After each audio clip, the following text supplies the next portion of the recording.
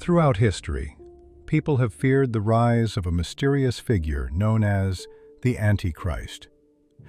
Some believe this figure will appear at the end of the world. Others say the Antichrist isn't one person at all, but a pattern that's been repeating for centuries. So what does the Bible actually say? The word Antichrist appears in the New Testament, specifically in letters like the First Epistle of John. Interestingly, it doesn't show up in the book of Revelation, even though many people associate it with end times prophecy. Instead, the term is used to describe those who oppose or distort the truth about Christ. One of the clearest signs comes from the First Epistle of John, denying that Jesus is the Christ. This doesn't just mean outright rejection, it can also mean redefining or distorting core teachings in a misleading way. For example, throughout history, various movements have reinterpreted religious teachings in ways that mainstream Christianity considered incompatible. In the second epistle to the Thessalonians, the Antichrist-like figure is associated with deception. The idea here isn't obvious evil, it's something far more subtle.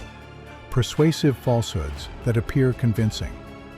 Think of charismatic leaders or ideologies that gain trust by blending truth with distortion. That's what makes deception powerful. In the book of Revelation, symbolic figures like the beast are described as having authority over nations and people. This has often been interpreted as political, cultural, or even economic power. Someone or something capable of shaping large-scale behavior. Historically, many powerful empires or leaders have been viewed through this lens by those who oppose them. The Antichrist isn't just indifferent, it actively opposes God. In some interpretations, this includes elevating oneself above divine authority or demanding loyalty that replaces faith. This theme shows up strongly in the second epistle to the Thessalonians, where a figure exalts himself in place of God. Another striking feature is the use of false signs and wonders.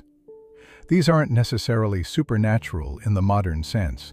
They can also be interpreted as displays of power or influence that inspire awe and trust. The key idea is that appearances can be misleading. The Antichrist is also described as the man of lawlessness. This suggests a rejection of moral or divine order, acting without accountability or redefining what is right and wrong. It's not just about breaking rules, it's about reshaping them. Here's where things get really interesting. The First Epistle of John says that many antichrists have come.